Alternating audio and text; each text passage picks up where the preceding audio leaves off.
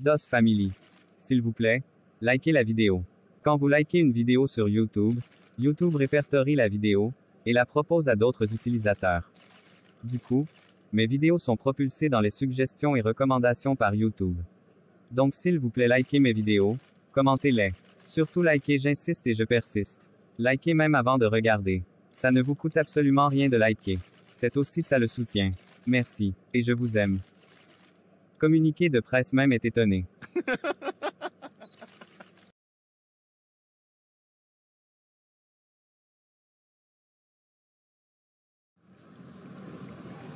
Au centre-ouest au Burkina Faso, précisément dans la ville de Réau, vivait une petite famille. La famille Nikema. Georges Nikema, un sexagénaire, tailleur retraité, qui pour gagner de quoi nourrir sa petite famille, faisait de l'agriculture avec l'aide de sa femme Jeanne.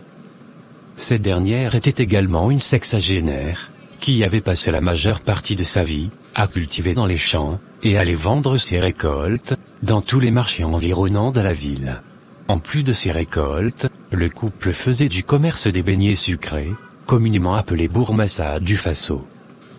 Pour les accompagner dans leurs tâches quotidiennes, ils pouvaient compter sur le soutien de Abigaël, la nièce de Papa Georges, avec qui ils vivaient, depuis qu'elle était petite. Abigaël était une jeune fille de 24 ans, qualifiée d'une fille intelligente, travailleuse, toujours au service de ses parents, altruiste, et toujours présente, lorsqu'ils avaient besoin d'elle. En plus de la jeune fille Abigaël, qui constituait une main forte pour leurs activités, Brice, le dernier garçon du couple Nikema, âgé de 17 ans, leur fournissait également de l'aide, lorsqu'ils n'étaient pas à l'école. Paul, jeune de 28 ans, l'aîné du couple Nikema, résidait depuis quelques années en Europe, et représentait la fierté pour le couple, qui sentait la fin de leur souffrance approcher. Des années de supplice, de dur labeur, et de sacrifices, à l'issue desquels ils avaient pu envoyer leur fille aînée en Europe, seraient bientôt récompensés, et ils n'attendaient que ça, pour enfin se reposer. En ce jour, Abigaël revint des champs, avec du fagot de bois qu'elle avait coupé dans les plantations. Une fois à la maison, elle lança le fagot de bois dans la cour, en poussant un cri de soulagement, et retrouva sa tante à la cuisine, assise derrière le feu de bois, en train de l'attiser avec son souffle.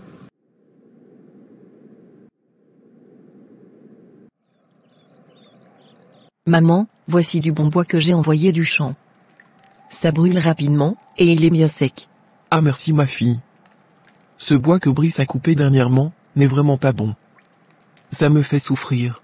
Va donc te reposer. Je vais finir la cuisine. D'accord ma chérie. Je dois même tourner la pâte des beignets. Que vivement que j'abandonne ce travail qui m'épuise. Ça va aller. Maman, je me disais comme ça que l'année prochaine, je pourrais retourner à l'école. Ah ma fille. Où allons-nous trouver de l'argent pour tes études? Tu vois bien que nous avons du mal à payer ceux de Brice. C'est vraiment difficile ma fille. Les affaires aussi ne marchent plus comme avant. C'est devant toi ici, que je rentre du marché, avec le reste des beignets. D'accord maman. Je vais patienter. Je suis vraiment désolé ma fille. Abigaël accordait une grande importance à ses études, qu'elle avait abandonnées depuis l'obtention de son baccalauréat, il y a 3 ans. Elle caressait le rêve de poursuivre ses études comme ses copines, qui étaient allées dans les grandes villes, poursuivre les siennes. Elle savait pertinemment que son oncle et sa tante n'avaient pas assez de moyens. Et le peu qu'ils avaient eu jusqu'à présent, était pour Brice, afin qu'il obtienne au moins le baccalauréat, et pour Paul, qui se faisait encore entretenir par ses parents, bien qu'étant à l'extérieur. Elle ne leur en voulait pas, car depuis la mort de ses parents survenue lors d'un incendie, lorsqu'elle n'était qu'une gamine, son oncle et tante avaient toujours bien pris soin d'elle. Occupée à ajouter quelques morceaux de bois au feu, et l'attiser à l'aide d'un vieux couvercle en plastique, une jeune fille arriva, vêtue d'un jeans bleu, un polo, une ballerine aux pieds, et de longs rastas sur la tête. Coucou Abby. Et Marlène?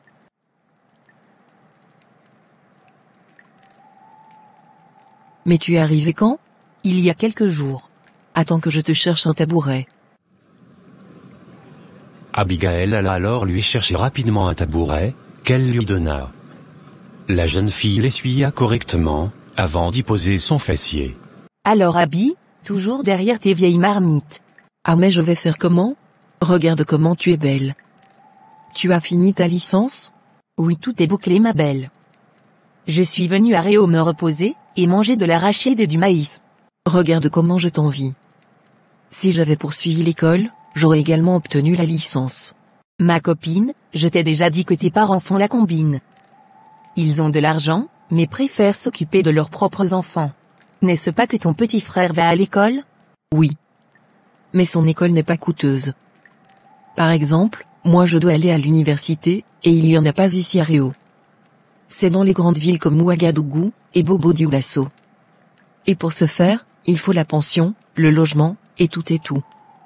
Tu vois que c'est compliqué, non? Arrête de vouloir toujours leur trouver des excuses, Abigail. Ils ont pu envoyer ton frère en Belgique pour ses études, et lui envoient de l'argent, n'est-ce pas? Est-ce que ton frère n'est pas assez grand pour faire des jobs, afin de gagner de l'argent de poche? Les étudiants en Europe font des jobs. Ils ne comptent pas sur leurs parents. Je suis presque sûre que c'est ce qu'il fait, mais il fait croire à ses parents qu'il continue de fréquenter. C'est quelle école qui ne finit pas? Je te dis qu'ils favorisent leurs enfants, au détriment de toi, nièce de papa Georges. En plus, il y a des formations ici à Réau que tu peux faire. Par exemple la coiffure, la couture, et bien plus. Ils ne veulent tout simplement pas t'aider. Ils préfèrent que tu restes là à travailler, comme leur bonne. Mais non, ne dis pas ça, Marlène. Ils ne me traitent pas comme tu penses. Bref. Je vais encore en parler à maman. Tu me donneras raison un jour. Attends que je te montre mes photos, avec mes copines de Ouagadougou.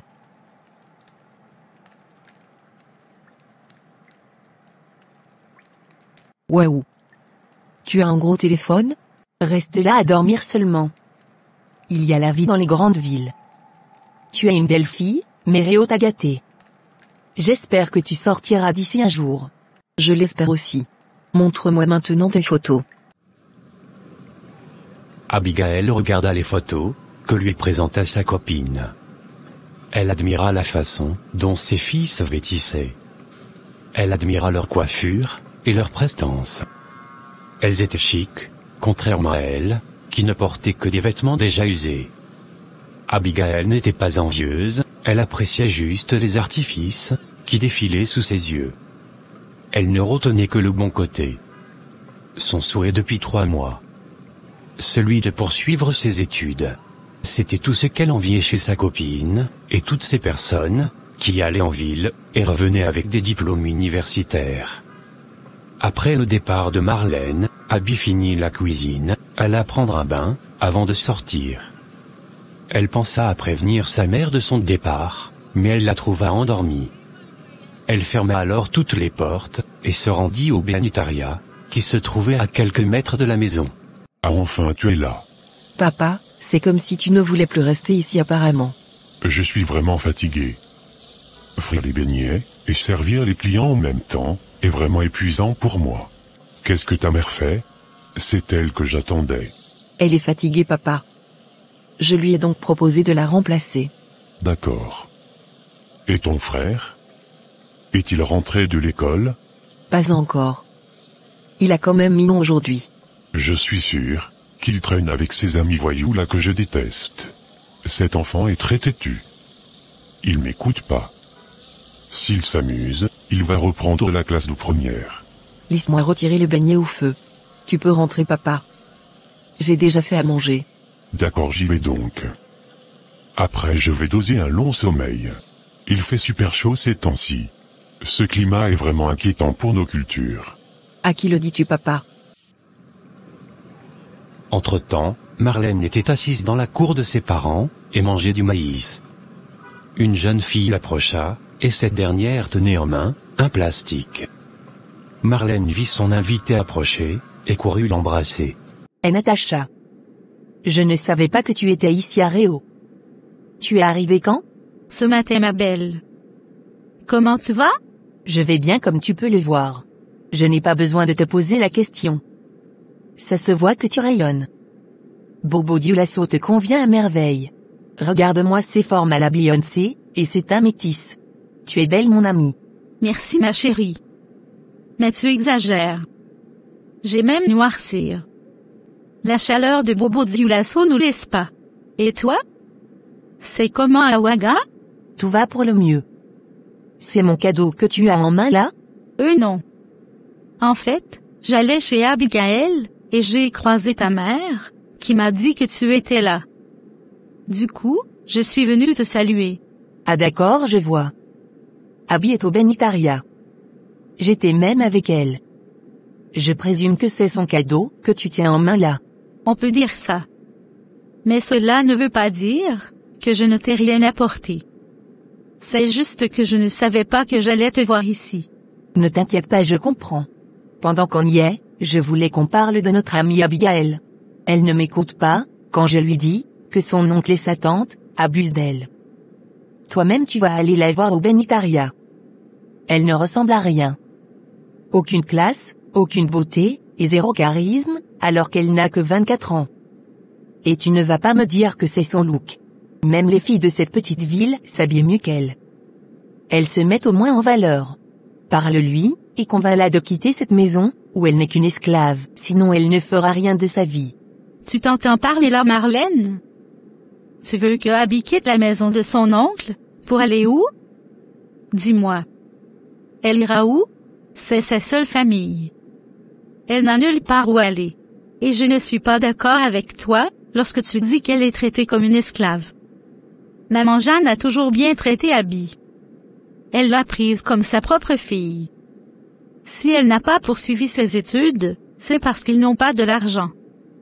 Tu vois bien qu'ils sont pauvres. N'importe quoi, oui. Mais ils ont envoyé leur fils à l'étranger? Et tu me parles de pauvreté. Bref. Je n'en parle plus. Ok. Je vais la voir. On se verra après. J'ai beaucoup de choses à te dire. Ça marche. Et Natacha prit congé de son amie. Elle reconnaissait bien le comportement de sa copine Marlène, toujours en train de voir le mal, où il n'y en avait pas. Le trio constitué de Abigail, Marlène, et Natacha, était inséparable, lorsqu'elles étaient au primaire, et au collège. Elles avaient toujours fait chemin ensemble, jusqu'au jour, où cette sororité s'était vue dissociée, à cause du départ des deux autres, dans des villes différentes, laissant Abby seule. Au bénitaria, Abby était au fourneau. Elle faisait frire les beignets, et les vendait aux personnes qui en voulaient. C'était en soirée, lorsque les gens rentraient du travail, qu'elle écoulait sa marchandise. Les revenus variaient selon les jours. Pendant qu'elle travaillait, son petit frère arriva de l'école, et s'empressa de plonger la main dans la passoire, qui contenait les beignets chauds. Sa sœur frappa sa main, à l'aide de l'écumoire chaud. Je sais qu'il y a encore beaucoup parmi vous, qui n'ont pas encore liké notre vidéo. Alors faites-le dès maintenant. N'oubliez pas aussi de commenter, et partager la vidéo s'il vous plaît. La vidéo peut maintenant continuer. Merci. Je vous envoie de gros bisous. Ah Abby, tu veux brûler mes mains? Mais quelles sont ces manières? Tu mets tes sales mains que tu n'as pas lavées dans les beignets, pourquoi? Tu es malade? Mais c'est parce que j'ai faim. Va à la maison. Les beignets c'est pour les vendre, et non pour partager. En passant, où étais-tu passé? Les courses sont finies depuis. Papa t'attend à la maison là-bas. C'est ça. Tu le dis comme si j'avais peur de lui. Tu me donnes un beignet ou pas? Je ne te donne rien, à moins que tu les achètes. Maintenant laisse-moi travailler s'il te plaît. Brice, qui connaissait bien sa sœur, savait qu'elle resterait campée sur sa décision. Il chercha alors comment détourner son attention, et prendre un beignet, avant de fuir. L'arrivée de Natacha arriva à point nommé. Les deux filles s'embrassèrent.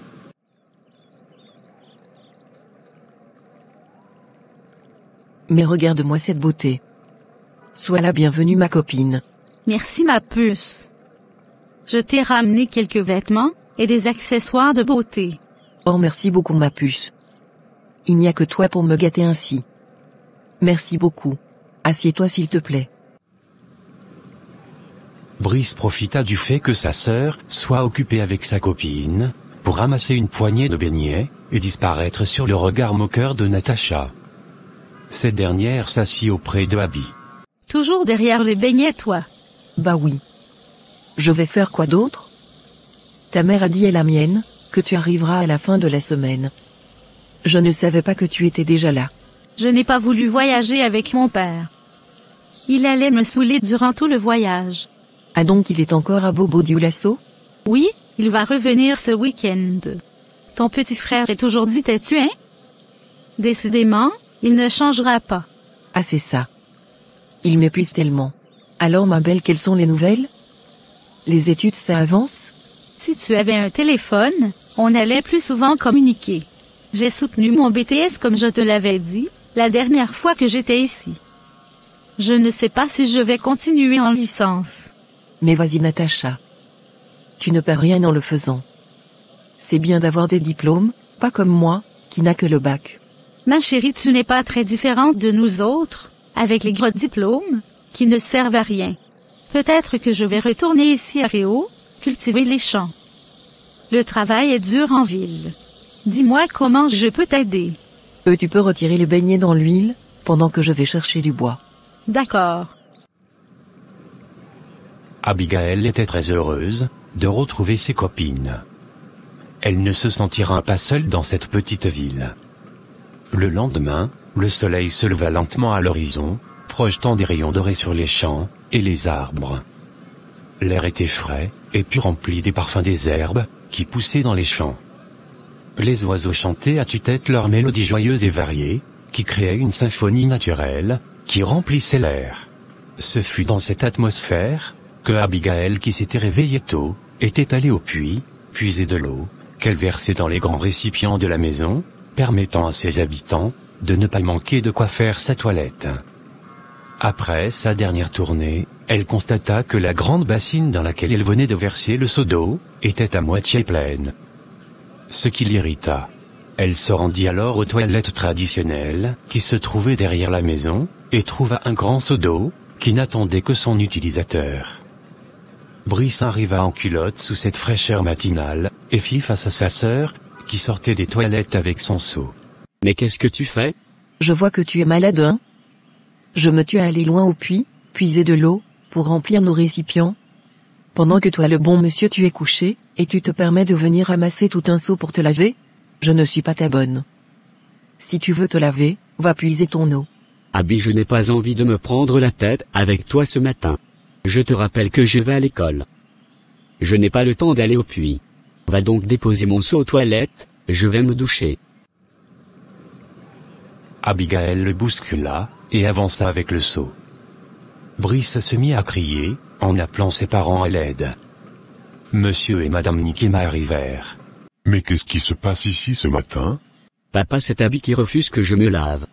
Elle a pris mon seau d'eau dans les toilettes. Abby, mais pourquoi tu ne veux pas qu'il se douche? Papa, j'ai puisé l'eau seule aujourd'hui. J'ai rempli tous les récipients, alors que Brice est déjà réveillé depuis, mais il ne m'a pas aidé. Qu'il a épuisé sa part. Abby, laisse-le se doucher. L'eau c'est pour tout le monde. Tu ne vas quand même pas empêcher ton frère d'en profiter aussi. Donne-lui son seau. Ne lui donne pas. Hein? Je crois qu'il est encore temps de faire un tour au puits, et de revenir te laver Brice. Allez, prends un seau vite, et va puiser ton eau. Mais maman. Et ferme-moi ta bouche paresseux. Tu as cette mauvaise habitude, de laisser Abby faire ton travail. Pendant qu'elle va au puits le petit matin, qu'est-ce que tu fais? Tu dornais pas? Regarde tous les récipients qu'elle a remplis toute seule. Tu n'as pas honte? Ne touche pas à son eau. Si tu veux te doucher, tu vas puiser pour toi, ou tu iras à l'école sans te laver. C'est mon dernier mot. Je rentre me recoucher, et je ne veux plus t'entendre crier.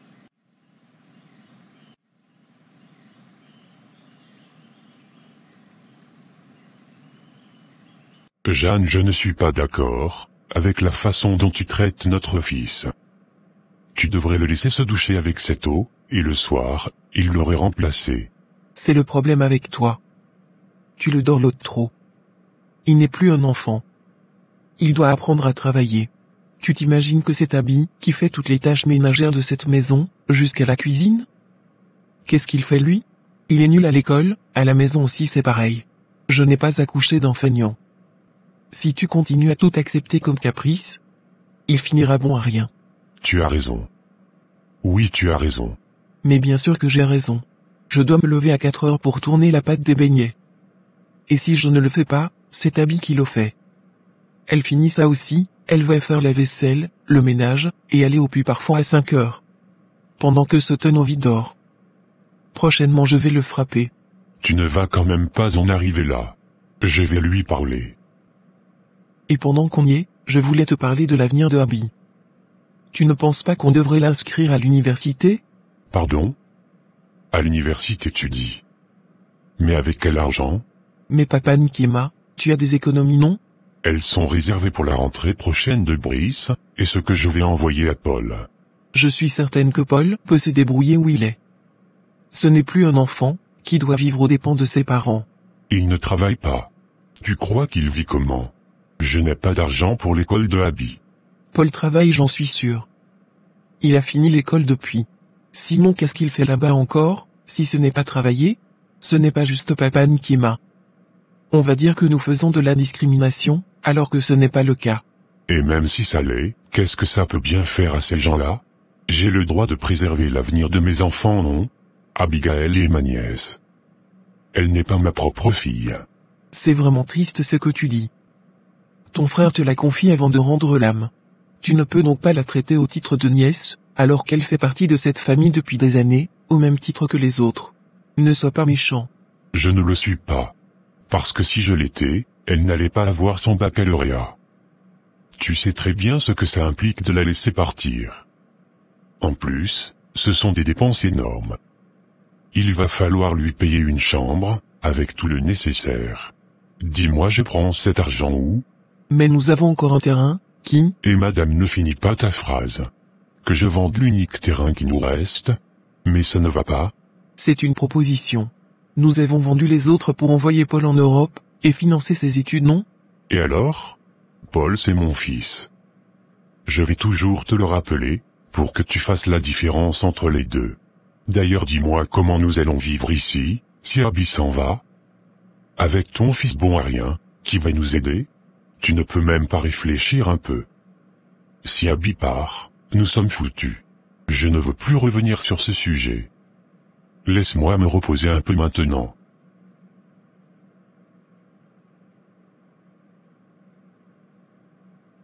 Pour tout type de partenariat, et ou de publicité, veuillez me contacter au email suivant, ou par WhatsApp. Merci.